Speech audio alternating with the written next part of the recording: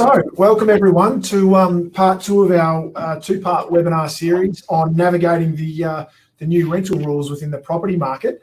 Today, I'm joined again by Jordan Telfer from our office. As I said last week, Jordan's our client liaison manager. He oversees the relationships with all of our property managers, but also with our existing clients. But we're also fortunate to have two members from Nelson Alexander, Fran Gulluni, who's one of the senior property managers and looks after a lot of our clients' properties, particularly in the inner north. And also Martin Sizer, and Martin's the head of the property management department for Nelson Alexander, and he's also a partner. So welcome, Fran, Martin and Jordan. Thank you so much for having us. Thanks, Jarrod. Okay, so last week we focused more on the financial side of things with Stuart Weems from Pro Solution Private Clients, and we spoke about what sort of financial support is available for investors. We looked at the insurance and it suggested that focusing on your insurance is certainly a really good way to start, seeing if there's support there for you or not. Next being looking at your loans, so speaking with either your bank, your mortgage broker, to see whether or not there's options there or opportunities to perhaps have some times where you might be able to get some flexibility around repayments. And then finally looking at the rent relief programs and also the land tax reductions that were available. So today we're going to focus more on the side of things with Fran and Marty particularly around when a tenant comes to you looking for rent reduction. So we'll get a bit of an idea from Fran and Marty as to what they're experiencing with their on-the-ground assessments and how they're finding it dealing with tenants. But also we'll get Jordan's perspective, which I'm going to go to now, to give you a bit of an overview from our whole client base as to the feedback that we're getting around requests for rent reviews or for rent reductions, I should say, but also vacancy periods and those sorts of things. So, Jordan, I'll hand over you to start with that side of things, and then we'll get into some questions for Martin and for Fran. Sure. So thanks, Jarrod. Well, today came about because it's been building for a little while. We've had quite a number of clients, understandably, come to us with all sorts of different concerns about the environment that we all find ourselves in, particularly as landlords, with either vacant properties or properties that are tenanted, and with the expectation or the reality of tenants coming to them via their property manager looking for rent reductions. So we thought that this is probably a good way of at least bringing a lot of those concerns and hopefully responses and answers together in a single sitting, and hopefully we can provide something that's productive and proactive. So it seems to be an everyday thing, but it's been a couple of months now, probably, and since all this concern and uncertainty started to bubble to the surface when it was first proposed for a 6-month moratorium on evictions, and things have sort of rolled on from there through to where we at least have now some mechanisms in place for tenants to negotiate a rent reduction, which has brought on itself a lot of that uncertainty and some concerns and questions that need to be answered. From our perspective, in talking to our clients, we've seen, as probably expected, a wide range of experiences from clients at this stage at least who have had no impact at all. Their tenants are in solid employment and they haven't requested that there's been any request for any rent reductions, right through to one or two clients who have actually said that their tenant has simply stopped paying rent, refused to, either genuinely because they simply can't afford it, or there might be a little bit more to it around being a bit mischievous. But be that as it may, that's the spectrum, and a lot of other clients fall at somewhere along the line there.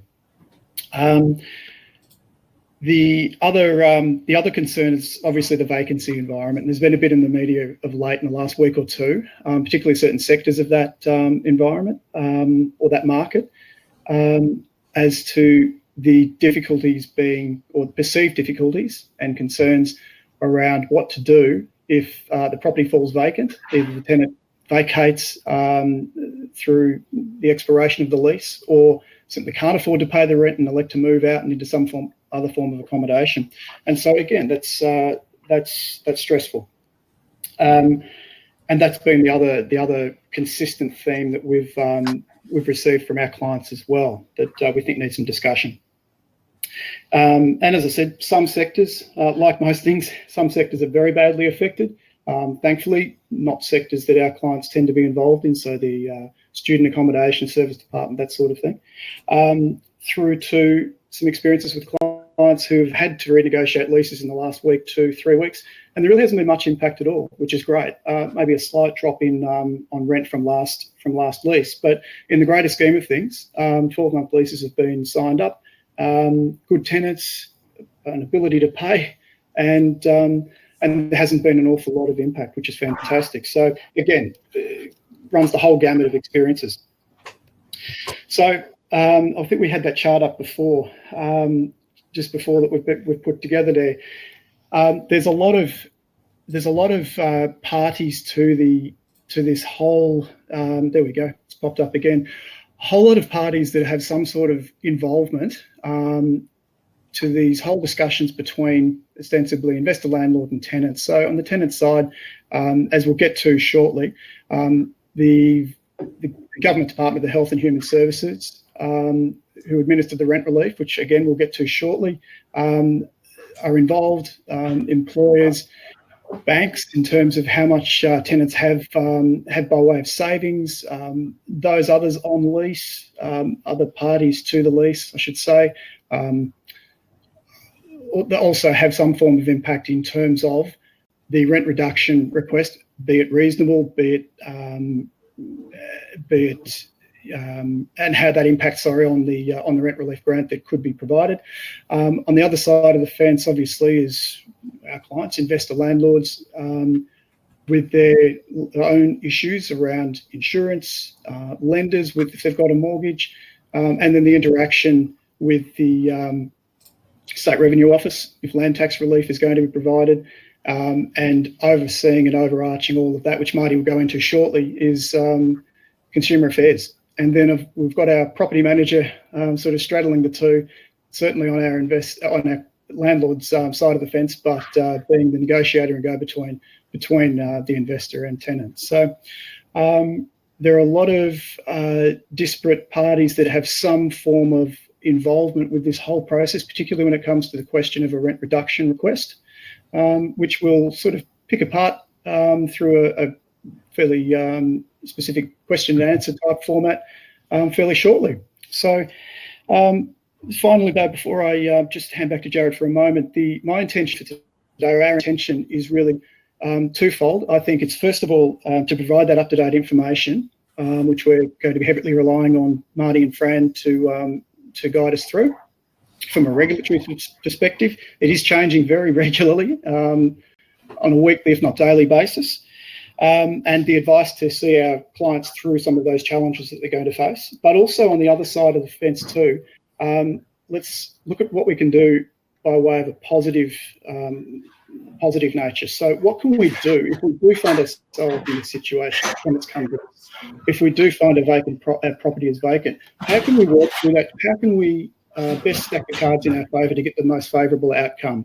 And again, that's an element that we'll tease out as well. So yeah, enough from me for the moment. Jarrod, I think you've got specific questions to start off with.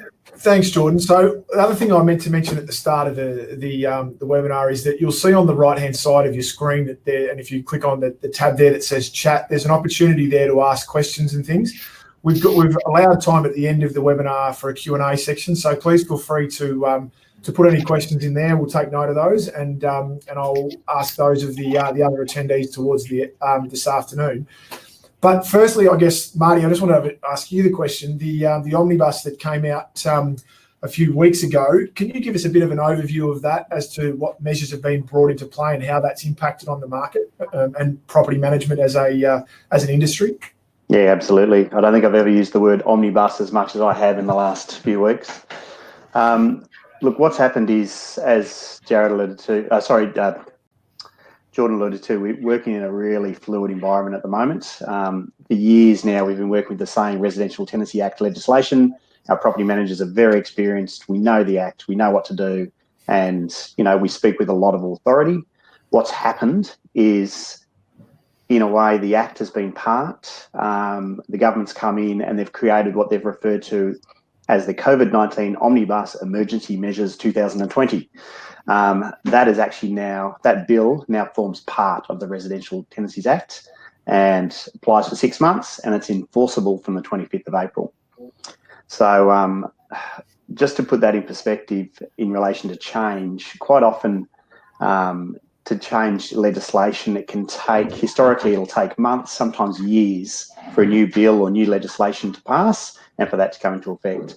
What we've seen in the last 2 months is a whole new piece of legislation which basically dictates how we do our role as property managers, basically being created, debated, confirmed, documented, and like I said, it's only just recently been passed. I've just written down here so I don't get it right. So I get it right.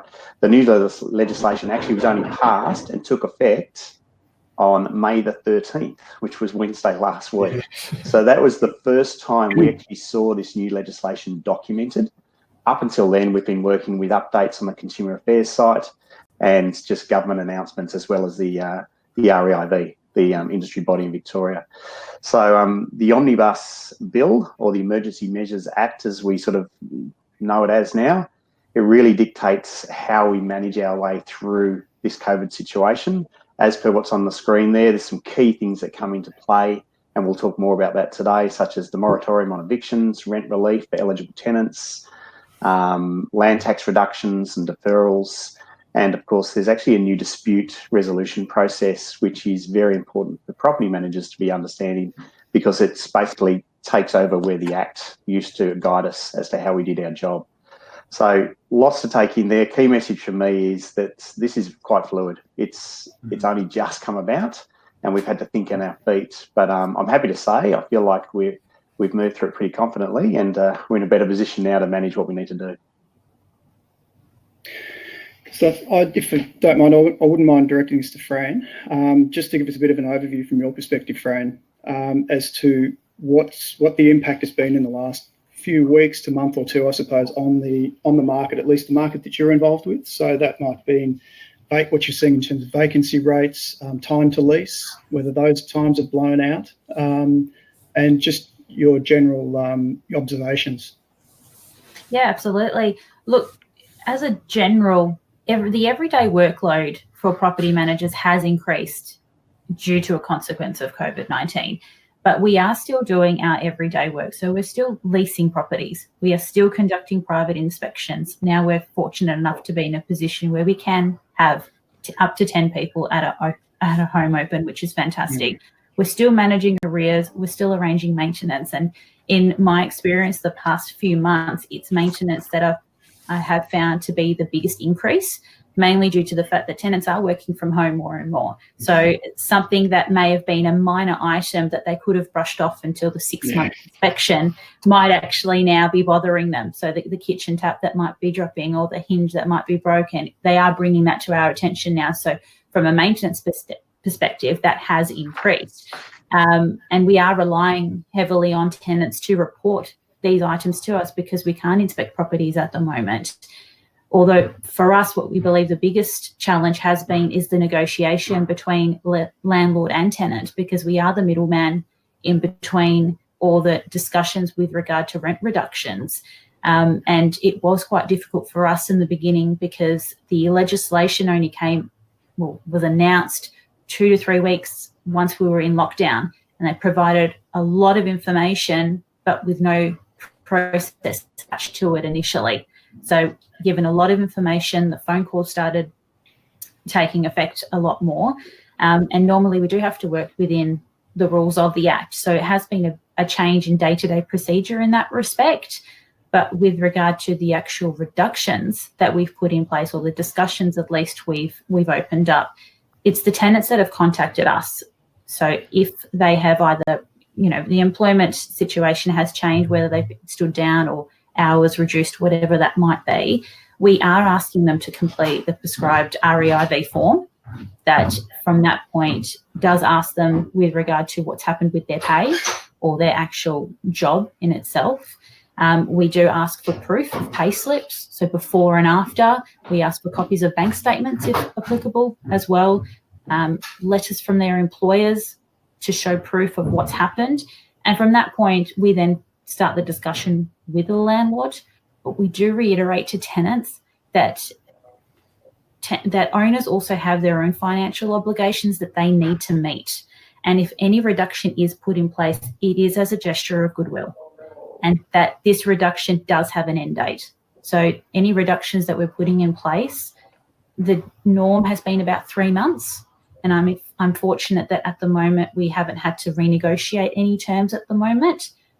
I'm expecting that may come for people that don't go back to work. So the non-essential sort of retail, so beauty therapy and things like that, those are tenants that have lost their jobs that they might not be able to go to work for a while. But it is explained to tenants that there is an end date. This isn't permanent, and majority of tenants are extremely understanding. So to that end, the idea from my understanding is that it's to be done, this negotiation is to be done in a fairly collaborative manner. But, and perhaps probably one for you, Marty, let's worst case scenario assume that either the tenant punts in a rent reduction that is can't be justified, or on the other side of the fence, the landlord simply can't afford it. So from that point on, what are the steps from there? Yeah, good question. And this is what's kept us busy, especially in the first sort of month and a bit of the COVID period. A good way to answer this, I'll share an example, a case study of one we've just recently resolved. So first of all, I'll actually loop back on the webinar invite. Everyone would have seen there's a link to the Consumer Affairs site, and all this it's actually very well written. So to get a real, if someone wants to loop back on the website and have a look understanding, it's actually what we use as well to get our guidance. But the process is, and as per the government direction, tenants and landlords are to enter negotiation with good intentions. The role of the property manager is to help facilitate the discussion. If, to your point, Jordan, we can't reach an agreement, then what we can do, and any party can do this, it can be done by the landlord, the tenant, or the property manager, we can send the negotiation to a mediation service, which is then facilitated by Consumer Affairs. Now that process, and just looking back, I said a case example, we had one, sorry, I'm just reading my notes here because I wrote down. We had an example where a tenant wanted a 50% rent reduction. That was their sticking point with the landlord. The landlord said, look, I don't think that's reasonable. In the instance of this house, it was quite unique. There was 2 tenants, although only 1 tenant was on the lease. So the landlord said, well, who's this other person? I'm happy for them to be there, but I'm not reducing the rent for that second person that lost their job. They're not part of the lease. So the landlord actually said, look, I'm happy to go to 25%. The 2 didn't meet. We helped facilitate the process through Consumer Affairs. It went to arbitration. Some things to know is there are a fair few cases, and the number that was quoted to me the other day, there's about 800 cases pending with Consumer Affairs go through the arbitration process. It does take, it took 2 weeks for this particular case to be resolved. So this one has resolved. Also, just to share with you, I've got some just interesting notes to share is Consumer Affairs are doing phone conference hearings for all these hearings, and they are happening on Saturdays and Sundays as well. So it's a 7-day-a-week process. So as we're learning, I want to share what we're learning. So this one was quite back and forth with tenants and landlords. It took 2 weeks. Consumer Affairs looked at it and said, well, look, if the tenant's not on the lease, we can't even consider that second tenant. And they said, we think 25% is fair. And they made a ruling that the 25% reduction is what it should be. So that then gave us a position as property managers to basically stand firm and say, that's the agreement. That is what sticks. We can put that in place straight away. And what we've since learned, it takes about 5 days for the paperwork to then come through. But that paperwork is binding, and it's, the tenant would be in breach if they didn't adhere to that. Okay.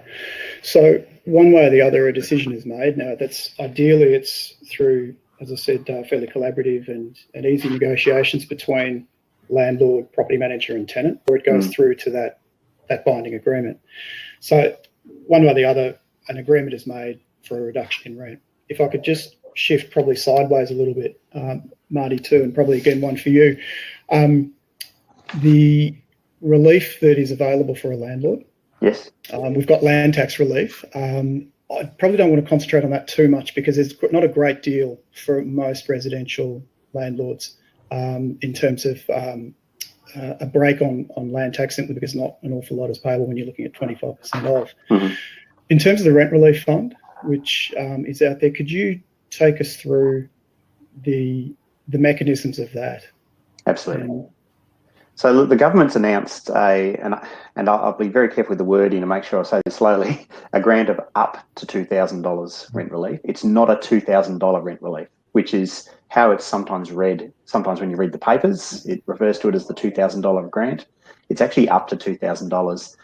How that's calculated, I don't have a definitive formula, but that's determined by Consumer Affairs and Department of DHHS. To be eligible for the grant, it must be related to COVID, and there must be a rent reduction negotiation in place. So there's a lot I want to share here. So first of all, for a tenant to be eligible for that government grant, they must have negotiated rent with the landlord, and they must have reached an outcome. Now, in saying that, the eligibility, again, this is all on the website, and I'll read it here. To be eligible for the grants, they must have a registered rent reduction. They must have less than $5,000 in savings and still paying at least 30% of their income in rent. So if they've got no income, they're clearly going to be less than 30%. So they're going to qualify. But there's some people who do still have an income. There used to be and this is where I said at the start, it's very fluid, this new legislation, it keeps changing. It used to say must have household income of less than $100,000 per year. That's now changed. It's now less than $1,903 per week. So they've defined it even further. Just to clarify what I said then, the tenant can apply for the grant, but the grant doesn't get paid to the tenant. This money is not for the tenant to use as they wish. This money actually gets paid, in most cases here, it'll get paid to us, the agent, to then make sure the landlord receives the funds. So the tenant applies for the grant, but the money goes to the landlord. What else can I share with you here? I mentioned it's up to $2,000. We're yet to see too many cases resolved where we see how that's calculated, but it has been stressed that it's up to $2,000. And I guess that would depend on if there is any income with the tenant or otherwise. Just a few other things worth sharing, because this is a pretty key thing to get our head around. Sorry, I'm just reading here. Our understanding is the payment may not necessarily be a one-off payment. For example, if someone does achieve the full $2,000 grant, it may be that they get paid $1,000 a month for the next 2 months. So it's not necessarily just a one-off. So once it is determined, they will also determine the repayment and how that is done. Things to know: the grant doesn't need to be paid back by anyone. It's a grant, and it's a subsidy in that regard. I'm just reading my notes here, see if there's anything else I've missed. The grant is, I know I've got it written here somewhere, there's no citizenship or permanent residency requirements for applicants for the grant. That's a key one. For those who have international students in their investment properties, don't be concerned, because all are eligible regardless of their citizenship. And applicants can be casual workers, holiday visas, skilled visas, seasonal workers. So it's wide open. So those who have lost their job, who can't pay their rent, can apply for this grant. There's not a lot of restrictions, which is what we need to hear, or what landlords need to hear, because it helps the tenant. Yeah. So Marty, I've got a quick one in regards to that. Because you mentioned before that that it's the tenant that has to go through the application process, but the landlord is the one that receives the rent relief funds. Yes.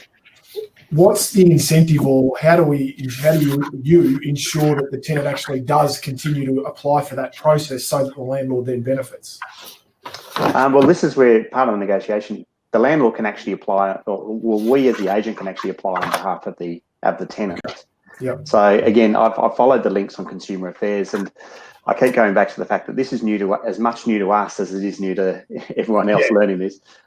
So we could get our head around it. I actually went through the process even before we had a case, and you can actually choose, okay, who is applying? Are you the landlord, the tenant, or the agent? So as an agent, we can do it on behalf of the tenant. Oh, so if a landlord has conceded rent in some way, but the tenant hasn't applied for the grant, we can, as the agent, speak to the tenant about applying for that grant and then help facilitate that process. Yeah, great. Fran, again, one of the major concerns is, and I suppose the nightmare snenario in a way, is if the tenant in place in situ refuses to pay rent. What do you do in that circumstance? What can be done? I suppose that's the first part. Second part is probably not as drastic, but if the tenant does want to break the lease early, what can you seek from the tenant to compensate the landlord? Can you access the bond? Is there anything else that might be available? So a bit of a two-parter, but if you could just cover off on those two things, that'd be great. Yeah, look, with break leases, I have had this question a few times, and under the normal circumstances, if a tenant breaks their lease because simply their circumstances have changed, the owners are covered under the break lease clauses in a tenancy agreement, which stipulates that tenants need to keep paying their rent until we find a new tenant. They have to pay advertising costs, and they need to pay a portion of the letting fee. And however, under the current COVID legislation, and I reiterate what Marty said before, the Consumer Affairs website has so much information, and it's great for people to have a look at, because this actually details reasons that tenants can break their lease, break their fixed term lease, providing only 14 days notice, and one of those reasons being severe financial hardship. Unfortunately, it does mean that there isn't any compensation to the landlord. It would simply be a case of the tenant providing the appropriate notice to vacate the premises, and we need to re-advertise the property, but we can't access bond for that. The bond, we obviously go through once a tenant has vacated. We go through our general processes of doing a final inspection. If we can't use bond to pay the remaining rent, obviously if they leave and they haven't paid a few days, then we can generally take that from the bond, but generally bond is held for incidences such as damage to properties. Yeah. Okay. And that the first part of that question is if a tenant is actually either willful in not paying rent or simply can't, and under the moratorium, the 6-month moratorium that's in place, can't be evicted, what then? Is there anything that can be done? I can help answer that if you like, Fran. Yeah, we've become very familiar with the fact. Normally we use the Residential Tenancy Act, and there's lots of legislation and laws. You've got your tenancy agreement, it's a binding contract, and away we go. What's happened now is Consumer Affairs have stepped in, and there is an application process we can make on behalf of the landlord to Consumer Affairs, which will then trigger them to investigate the inquiry, and they will look at everything. If a tenant has broken a lease and it's not related to COVID, then what we've learnt from experiences in other offices will happen is it will then fall to VCAT, and there will be VCAT ruling, and the tenant will be held accountable. So please rest assured that although the new laws sort of have created a new channel for us to escalate things, at the end of the day, if the wrong thing has been done, the Residential Tenancies Act will come into play.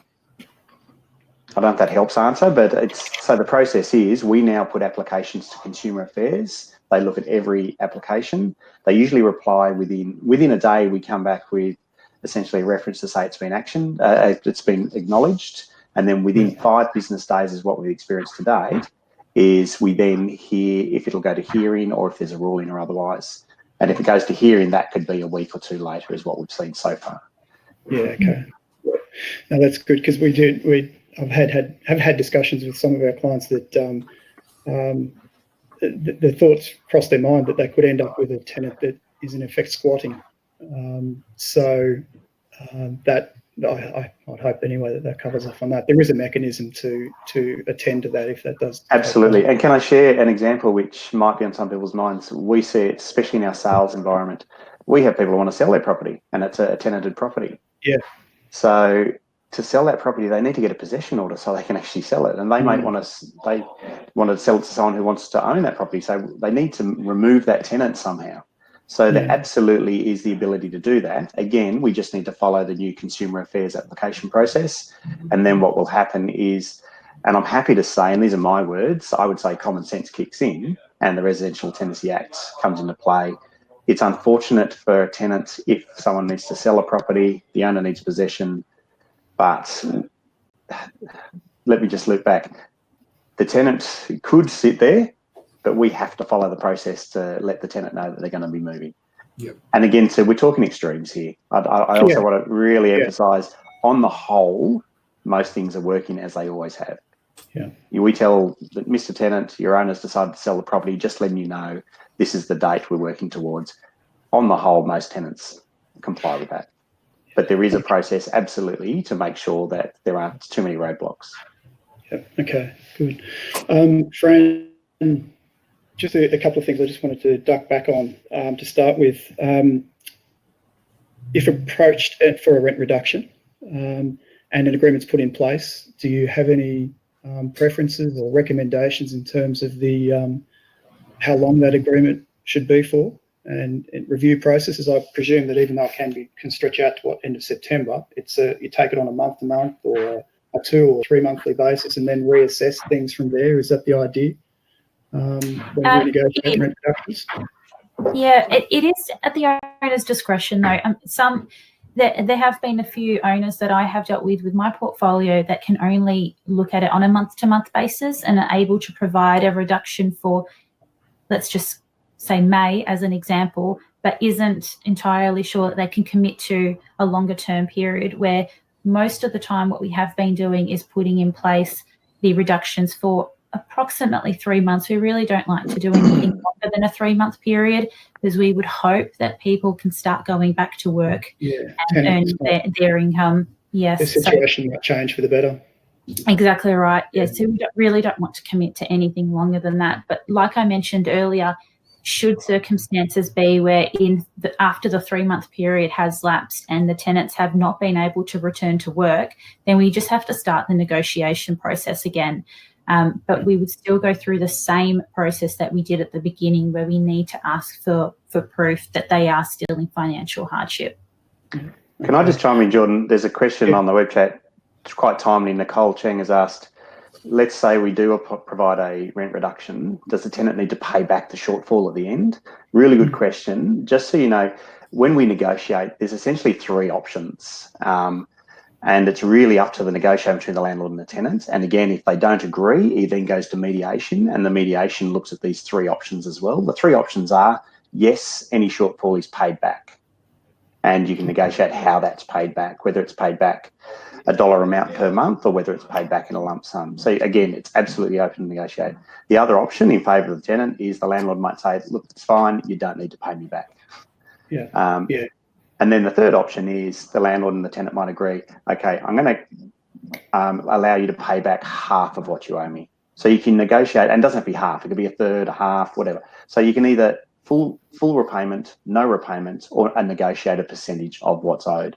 So that's how the rent reduction, it's not just a negotiation of a reduction, but then you also need to consider, well, what about the shortfall? Is it paid back? Yeah. So just answer that question. Great. Yeah. Turn to some of the more proactive things that we can do, Fran, or you as property managers can do if the property does fall vacant at this time. Now, in the best of environments, it's probably not the ideal time now, given that we're heading into winter, which is traditionally the slower time of year. Fewer tenants out there looking to change accommodation or get into rental accommodation. What would you be suggesting now if we're in an environment where, and I'm presuming that you're seeing quite a number more of properties there to lease, what could our clients do? What could your landlords do to just put themselves ahead of the pack, so to speak? Have their property stand out that little bit. And what would you be suggesting? A short-term lease potentially to get towards the end of the year and then renegotiate things, hopefully if things are better in 6 months' time, or at least to put into a better time of year, improvements to the property. What would you be suggesting? Based on the current properties that I have available and have leased recently, really presentation is key at the moment, particularly now where tenants are quite spoilt for choice, as there are several properties available within certain price points, and compared to a year ago, the price points have changed, say between $20 and $30 a week. Now, I'm not saying that a landlord should go out and put a complete renovation through their property, but upgrades such as fresh paint or floors or blinds, these upgrades make a huge difference to the way a property is presented. And then if you add in professional photography, it just makes a point of difference when advertising your property. You want to make sure that you are marketing so people are clicking into your advertisement when they are looking for properties. At the moment, we are still leasing properties. I mean, I am speaking based on the office that I work in, and it's Inner North Properties. We are finding that properties are still leasing. People are still actively looking. Yes, the inquiry is not as high as it was a year ago. And we are, like you said, Jordan, going into typically a more quieter time of year in winter. And this is the time that I do suggest to landlords to look at potentially doing some upgrades while we are slightly quieter with inquiry, and then going into a better market in spring where the inquiry levels increase. And I also do strongly suggest that if you haven't seen your property in a few years, if you've been fortunate enough to have a long-term tenant in there, go and have a look at the property. I do recommend to landlords, even at a final inspection, you're better off seeing a property while it is vacant and not while it's prettied up with tenants' possessions. Go in and see it the way it is, vacant. Have a look at what you need to do, what you feel is appropriate if this were a property that you want to live in. What upgrades can we be looking at so we make sure that we are attracting the best possible tenant for your property? Yeah, obviously subject to the owner's finances. They might be in a fairly diabolical position themselves in any case with job losses or whatever it might be. But if the funds allow, it's probably a good time. That was my thinking. To that end too, just to roll on from that suggestion, Fran, if I could suggest to our clients, get us involved too. You're entitled to in a normal situation, 2 inspections a year, routine inspections. If you'd like us to get involved as well, let us know. Once it's organised, get in touch with our office. We'll get through and we can look at other things as well. I tend to find that there's a lot of apartments that they could do with a little bit of work on them, either the common areas, either the garden surrounds, stairwells, those sorts of things. It's not just what's inside your front door. It's also the whole feel of the block, which can impact on the tenantability of a property. If it looks like something's a bit scungy, a bit unsafe, dark, that might be an opportunity, particularly with an owners' corp meeting coming up, to go to the owners' corporation and see if there's a consensus amongst the other owners to actually do something. And that can have just as much of an effect as putting in new carpet paint or refurbishing a 40, 50-year-old kitchen and bathroom. Again, very happy to get through at any of those routine inspections, and we can also advise on those sides of things as well. So please feel free to get in touch with us at that end, because it's these sorts of times when, again, if finances allow, it's a good opportunity to do that. There are other side benefits to it as well. Without talking out of turn in terms of tax advice, there's any improvements that are done well. There's depreciation benefits as well that can be gained. Now might be the time. Fran, we've been speaking on a number of occasions as well with the expected pass or amendments to the Residential Tenancy Act, and you've informed me that there will be a requirement. This has been kicked down the road, I understand, to next year, but there will be a requirement for every property to be heated. Now might be the opportunity to get in that split system air conditioner or whatever it might be. Puts you ahead of the pack in this current environment, potentially a quicker tenancy, maybe that extra $5 or $10 a week, and then we get in front of what will be a requirement in any case, presumably within the next 6 to 12 months. So, I hope that that all makes sense anyway from your perspective, Fran. But can I just elaborate, Jordan, on something you just said then? So the reforms you mentioned, so there's a lot of changes that were due to hit on the 1st of July, including all properties must have heating. That has been, because of COVID, been pushed back to a deadline of the 1st of January. And I stress deadline because it is quite likely that, things start to pick up. Some of these reforms will probably roll out before the end of the year. So we don't know when that is. We sort of come in each day and we get announcements saying, by the way, there's a new reform that all houses must have heating and it's enforceable. So just know that the deadline's the 1st of January and these reforms are coming. So things like that, absolutely. If there's time to do renovations and spruik up your property, now's the time to do it. Yeah, okay. Very good. All right, well, we've got some, so that was sort of the formal part of today's webinar, but I've had, obviously you've probably seen some of the questions coming in on the chat window, but also I had a couple sent through prior to as part of the registration process. So I'll start with this one, which came through from Tanya.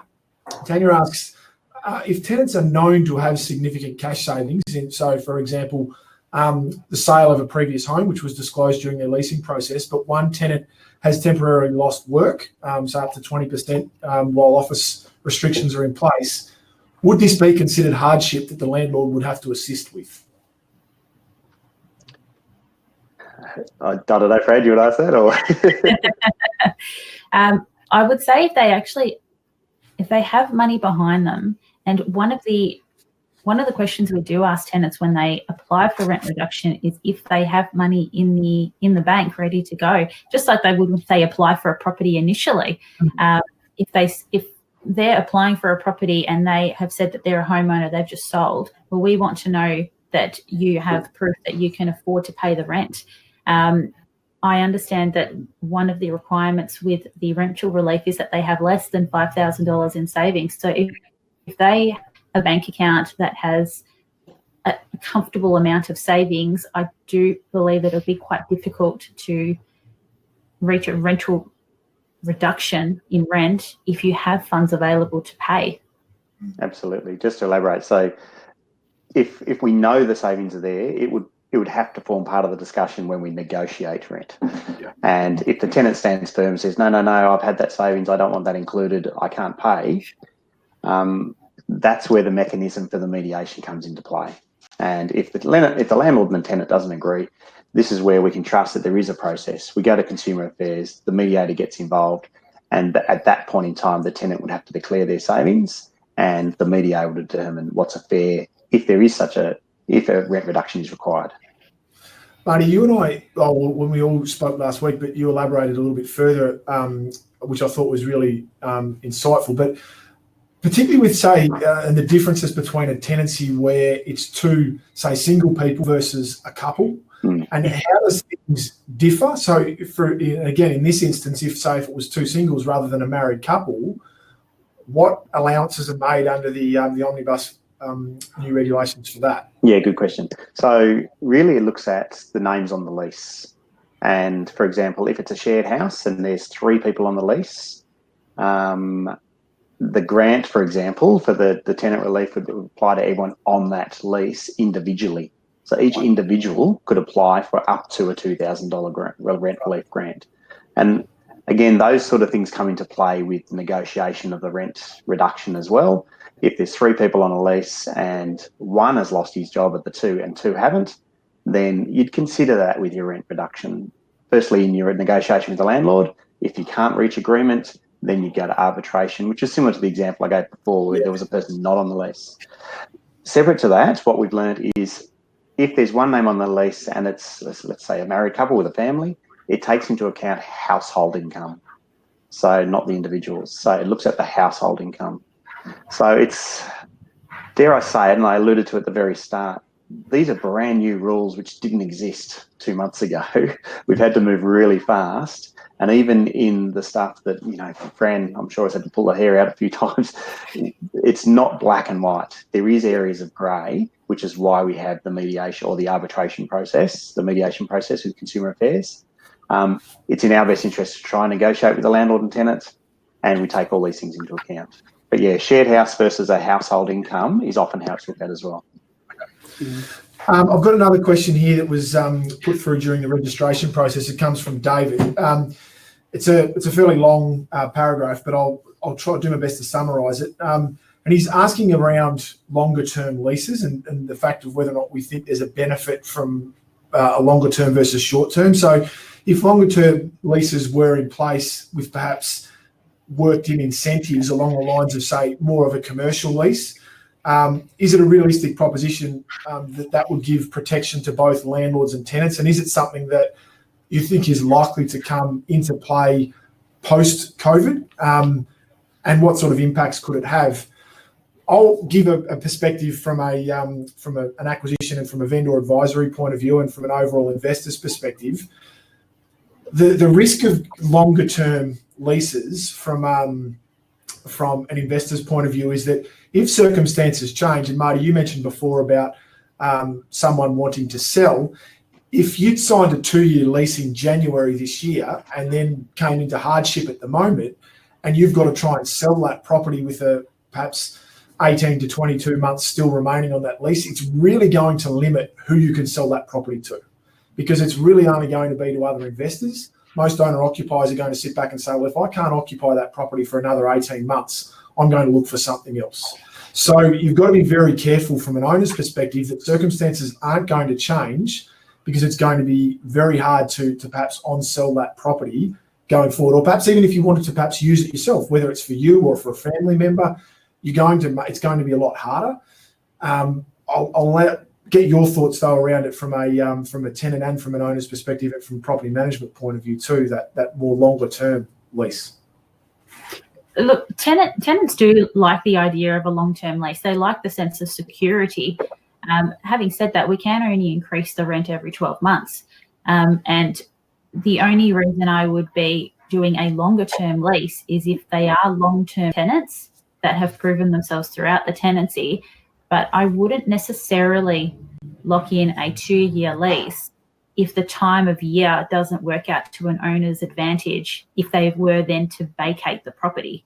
So on occasions, we have done 15 or 18-month leases because it does benefit the owner if the tenant was to vacate during a better time of year.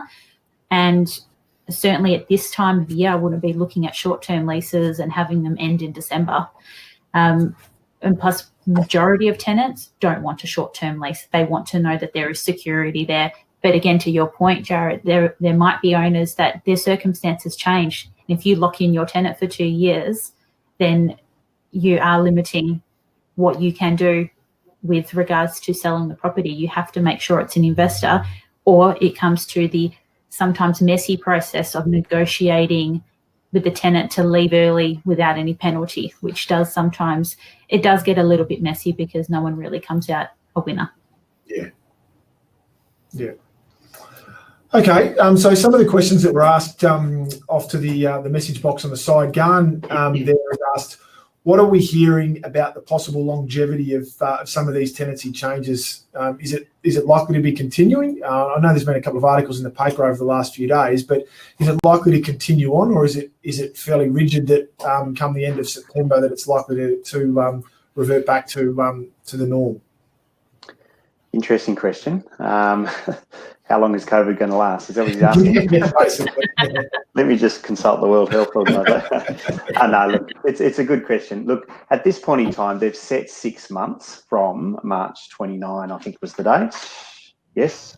The way things are going, and look, I'm speculating here, so I need to sort of start with that. The fact that restrictions on social distancing have been removed slightly and so forth, there's a sense that prior to September, there will be a level of normality to things. But that said, where unemployment's going to go and where the economy is going to go, how long that's going to take, we don't know. I mean, unlike everyone here, I watch the news, I listen to what Scotty and Josh tell us, and if they think we're going to have to review things again in August or September, then that's what's going to happen.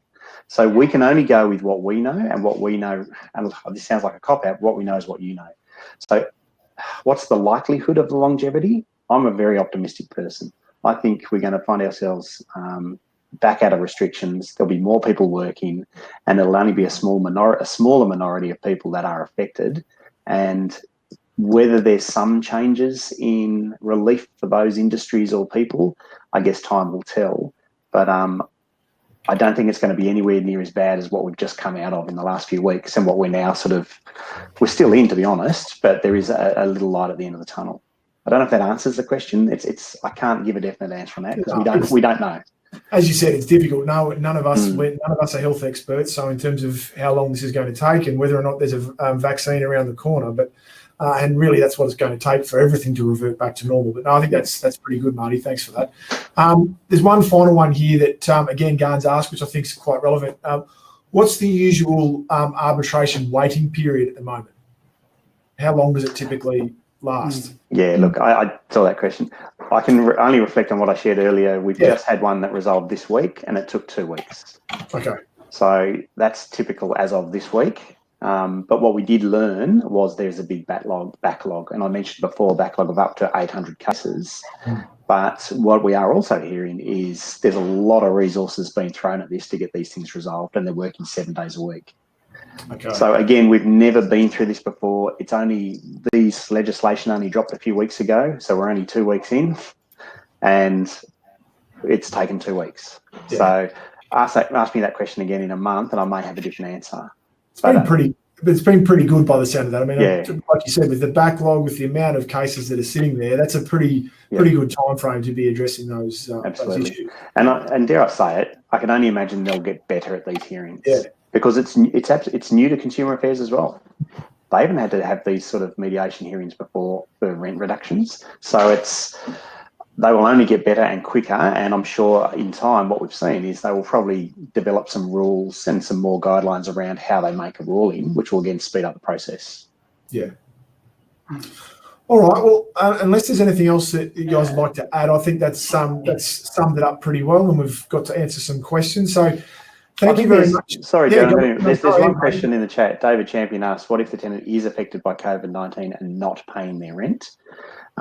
What I can share with you is if the tenant is unwilling to negotiate, and I've actually had one of these that I've had to deal with, the tenant was unwilling to negotiate and just refused to pay, then on behalf of either the landlord or the agent, but in our case, on behalf of the landlord, we make the application to Consumer Affairs. And again, this is where the Residential Tenancy Act comes into play. They've signed a lease agreement. That's their binding agreement. They must pay their rent. If they are affected by COVID, then they need to give us their details and share the situation. Otherwise, they will be penalised. Right. So I guess the answer there is they will be forced. The process will force the tenant to negotiate the rent in those sort of situations. Yeah, great. All right. Well, just to let you know, so again, thank you very much, Fran and Marty. We really appreciate you coming and giving us your insights. Always very professional, always very insightful, and always looking after our clients very well. So we really appreciate that. Thanks, Jordan, for all your insights as well.